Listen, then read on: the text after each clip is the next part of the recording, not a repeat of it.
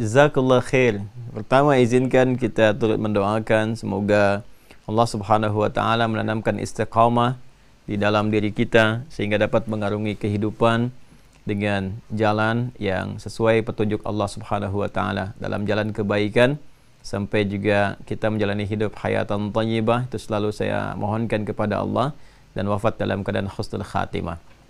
Pertama, saya ingin merespon bahwa apa yang Anda alami, saya alami, kita alami seperti itu menunjukkan bahwa kita menjalani kehidupan yang normal. Ingat ya, kita menjalani kehidupan yang normal. Normal itu kalau kita bawa ke dalam tatanan spiritual atau gambaran spiritual, konsepsi keberagamaan, bahwa dalam hidup kan kita yang kita jalani, kita punya misi mengabdi kepada Allah untuk beribadah. Yang kedua, kita punya misi untuk bisa menjalani kehidupan di bumi sebagai khalifah yang saling menggantikan, kemudian juga membangun kemakmuran, menghadirkan manfaat, dan berusaha sukses sesuai dengan kemampuan yang kita bisa hadirkan.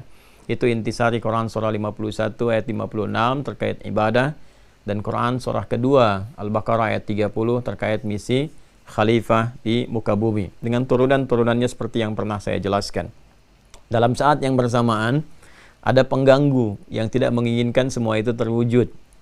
Pengganggu itu muncul dari sifat iri hati yang tidak diselesaikan dengan tobat, kemudian berubah menjadi dendam, dan dari dendam itu kemudian berubah menjadi tindakan-tindakan brutal, sifatnya kriminalnya kriminal spiritual, kan? Jadi melalui bisikan-bisikan ingin menghancurkan, ya, ingin kemudian juga menghadirkan beberapa keburukan-keburukan sehingga membuktikan dengan itu bahwa dia merasa hebat, layak, dan menunjukkan kesombongannya. Makhluk itulah yang disebut dengan iblis, berasal dari kalangan sebagian jin, dikonfirmasi di Quran surah 18 Al-Kahf di ayat ke-50, kana minal jinni fafasaqa an amri rabbi.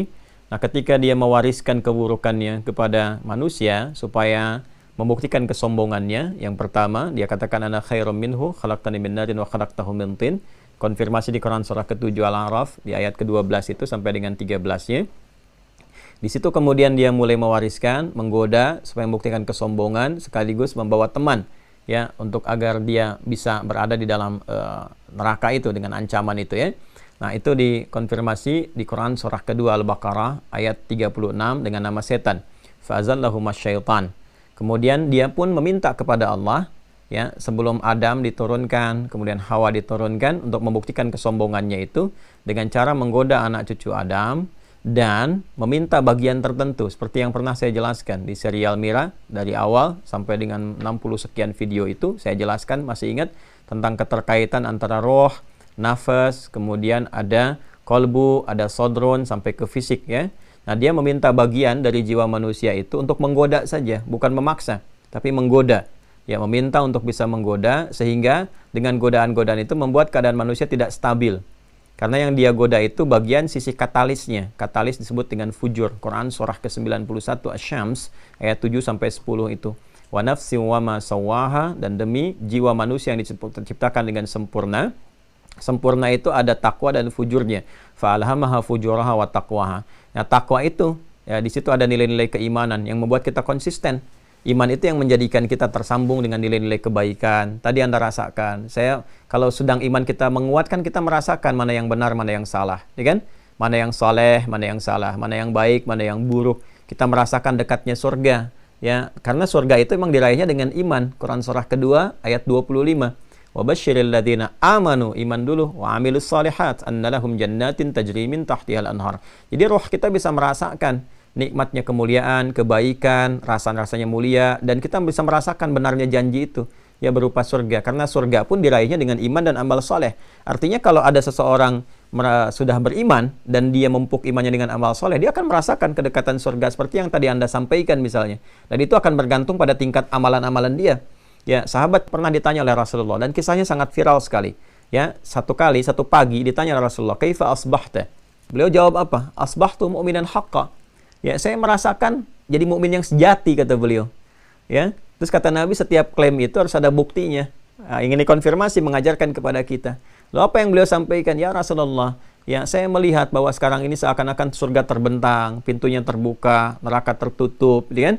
Maksudnya apa? Ini gambaran kepada kita bahwa kalau orang-orang beriman yang benar itu, ya surga itu kan ditempuhnya dengan jalan-jalan kebaikan, amal saleh. Wa basyiril ladzina amanu wa amilus shalihat. Jujur mengantarkan ke surga karena iman ya. Kalau imannya nggak ada, jadi masalah juga karena kunci pembukanya itu imannya. Jujur mengantarkan ke surga, rendah hati mengantarkan ke surga, salat, kan, zakat, puasa, baca Quran itu semua gabungan amal soleh, akumulasinya. Jadi orang-orang yang terbiasa meningkatkan amal soleh sampai merasakan kenikmatan, kenyamanan dan sebagainya, ada rahmat Allah dituangkan dalam jiwanya. Begitu rahmat itu ada, itu harapan-harapannya tinggi. Ya, jadi semua janji itu sudah yang Allah janjikan itu sudah melekat pada jiwanya sehingga merasakan kedekatan dengan rahmat itu. Ya, bahkan pada tingkat yang tertingginya yang dia rindukan itu hanya pertemuan dengan Allah, liqa Allah, liqa Allah, liqa Allah, kan? Nah, jadi surga itu sudah ada nomor kesekian, ya, nomor kesekian. Ya, kenapa? Karena yang paling penting itu kalau Anda misalnya nggak lama berjumpa dengan orang tua dan sebagainya, terus tiba-tiba Anda ingin pulang, ya kan? Misalnya 20 tahun Anda nggak pernah ketemu dengan orang tua karena merantau dan sebagainya. Anda kan sudah nggak peduli lagi mau ada kue apa di rumah. Yang penting pengen lihat wajah ibu, gitu kan? Begitu pulang, Anda nggak akan peduli apakah kuenya ini, kuenya itu, kalengnya kongwan, isinya rangginang dan sebagainya. Itu udah nggak kepikiran dalam benak kita. Ya, yang kepikiran itu adalah bagaimana nih kita ketemu orang tua ketika pulang pertama kali. Itu gambaran, ya. Maka orang-orang beriman pun puncak tertingginya itu berbinar wajahnya itu ketika dia berjumpa dengan Allah. Quran surah 75, ya, Al-Qiyamah ayat 22 sampai 23. Wujuhun yauma idzin nadhirah ila rabbiha nadhirah. Mereka berbinar wajahnya itu ya ketika bisa menatap Allah tanpa sekat. Ya kan? Nah, berbinar gembira luar biasa. Surganya sudah pasti dapat. Bagaimana bisa berjumpa, diberikan kemuliaan dan sebagainya. Tapi yang ada ridwanullah. Keridhaan Allah itu yang paling utama. Makanya di Quran surah ketiga Ali Imran di ayat 14 itu ketika menghadirkan tentang nikmat-nikmat dunia, zuyyina linnasi hubbus syahawati minan nisa terus sampai ujungnya. Tapi ayat 15-nya, qul a'unabbi'ukum bi khairin min dzalikum. Ya, kabarkan Muhammad sallallahu alaihi wasallam ada yang lebih nikmat dibandingkan dengan itu. Apa itu? Lilladzina taqau, bagi orang-orang meningkatkan takwa. Takwa itu kan bagian dari iman. Pernah kan saya sampaikan, ya kan? Di dalam jiwa takwa, wa nafsi wa masawwaha fa alhamaha fujuraha wa taqwa. Di takwa itu ada 6 simpul iman. Ketika ditingkatkan imannya dengan apa? Amal saleh. Ya, disiapkan oleh Allah apa itu? Surga-surga, kenikmatan. Sehingga orang-orang yang berusaha beramal saleh tadi saya sampaikan ada getaran dalam jiwanya. Merasakan kenikmatan-kenikmatan beramal, ada halawatul iman. Terus pancaran surga itu udah bukan sebuah janji lagi, sudah keyakinan lagi pada diri dia itu, ya, sehingga merasakan kenikmatan-kenikmatan itu, nyaman, enak, dan pokoknya kadang-kadang nggak bisa dilukiskan gitu ya, tapi kita bisa rasakan ketika kita meningkatkan amal soleh itu, ketenangan, kenyamanan dan sebagainya. Dan puncaknya apa? Waridwanu minallah, ridha Allah subhanahu wa ta'ala. Nah, tadi saya katakan kembali ke awal, ada satu makhluk yang nggak pengen kita begitu, ya. Makhluk ini selalu menggoda. Nah, ketika menggoda itu yang disebut dengan setan. Dia memanfaatkan katalis takwa, lawan dari takwanya itu namanya fujur. Ya, fujur itu kan harusnya mensupport takwa. Kalau ada jujur, ada dusta, gitu kan? Kalau kemudian ada apa lagi? Ada rendah hati, ada sombong, gitu kan? Nah, ada riaknya dan seterusnya. Ada ikhlas, ada riya. Ya, asalnya amarah itu mensupport sabar supaya sabar naik, gitu kan? Nah, kemudian dusta diciptakan mensupport supaya jujur naik, supaya orang nggak dusta. Cuma setan mencoba menjadikan fujur ini berdiri sendiri, supaya nggak mensupport kepada takwanya. Jadi dia berikan was-was ke situ. Itu yang dimaksudkan Quran surah keempat An-Nisa di ayat 118 itu. Wala udhillannahum wala umanniyannahum. Ya. Ketika dia dikonfirmasi oleh Allah dalam Al-Quran, la'anahullah, setan dilaknat oleh Allah. Qala, dia berkata, la'attakhidanna min ibadika nasiban mafruḍa. Ya Allah, ya, saya menginginkan diberikan bagian untuk menggoda bagian manusia supaya nggak konsisten. Jadi ketika jiwa takwanya naik, ya, dia coba berikan was-was kepada fujurnya supaya goyah lagi, supaya nggak ingat lagi, dia berikan lupa lagi. Masih ingat kalau kita ngaji surat Al-Kahf itu, wa ma ansanihi illa syaitan, ya, dan tidak ada yang menjadikan aku lupa itu kecuali setan. Masih ingat ya? Ketika mengaji itu, ya, kalau surat Al-Kahf, bagaimana ketika Nabi Musa alaihissalam, ya, kemudian ditemani oleh asistennya, dan asistennya ini kemudian Yusha bin Nun, ya, diminta membawa sesuatu untuk mengikuti sebagai bekal dan dia lupa. Dan ketika lupa itu mengonfirmasi wa ma ansanihi illa syaitan, dan tidaklah aku lupa tentang ini kecuali setan memberikan was-was. Jadi was-was setan itu masuk kepada jiwa fujur untuk membuat kita tidak stabil. Ya, yang tadinya kemudian kita tiba-tiba sedang baik, dibuat goyah lagi, ya. Dibuat lupa, paling minimal dibikin lupa. Lupa waktu sholat, lupa kalau hari ini ada ta'lim, lupa kalau kita mau ngaji dan sebagainya. Makanya tadi saya katakan, wajar kalau sedang ta'lim kita terhubung, karena semua konektivitasnya mendekatkan kita kepada rahmat Allah. Wajar kalau sedang di masjid kita khusyuk, karena lingkungannya mengarahkan kita kepada nikmat Allah. Wajar kalau di Masjidil Haram itu aura keimanan kita itu semakin menguat. Kenapa? Karena semua hal terkait dengan kehidupan di sana itu ya mengarahkan, mendekatkan kepada rahmat Allah. Semua bawaannya ke ibadah saja. Nah, karena itu kalau kita berpindah keadaan, berpindah tempat yang spektrumnya tidak sama, ruang keadaannya berbeda, maka setan pun ya punya kuasa yang lebih daripada yang pertama tadi. Ya, dia bisa lepas lagi, bebas lagi. Karena apa? Keadaannya berbeda, kondisinya nggak sama. Karena itulah kemudian para ulama berusaha memberikan jalan. Kalau Anda ingin stabil di setiap keadaan, bagaimana caranya? Maka Anda masuk ke lingkungan-lingkungan yang mendekatkan dan menguatkan keimanan kita. Maka Imam An-Nawawi nulis kitab namanya Riyadhus Shalihin, 1896 hadis, taman orang-orang saleh, diberikan isyarat, gaul tuh sama orang-orang seperti ini, ya kan?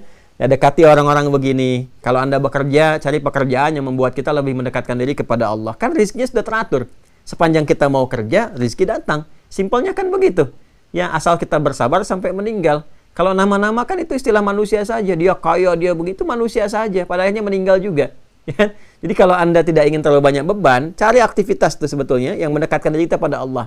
Cari rumah misalnya, berkegiatan, cari yang mendekatkan diri dengan Allah. Cari pasangan yang kira-kira menjadikan bisa kompak dekat dengan Allah. Kalau itu kita pelihara sampai dengan meninggal, terjaga kita. Walaupun ingat, tidak akan mungkin seutuhnya, ya 100% misalnya, tidak akan ada kegelisahan sama sekali. Itu nggak mungkin, sepanjang setannya masih ada. Ya, sepanjang setannya masih ada. Jadi kalau selesai ta'lim ini, wajar nanti tiba-tiba nggak ingat misalnya, ya ada kondisi-kondisi tertentu yang menjauh lagi. Karena ada was-was, artinya setannya berperan.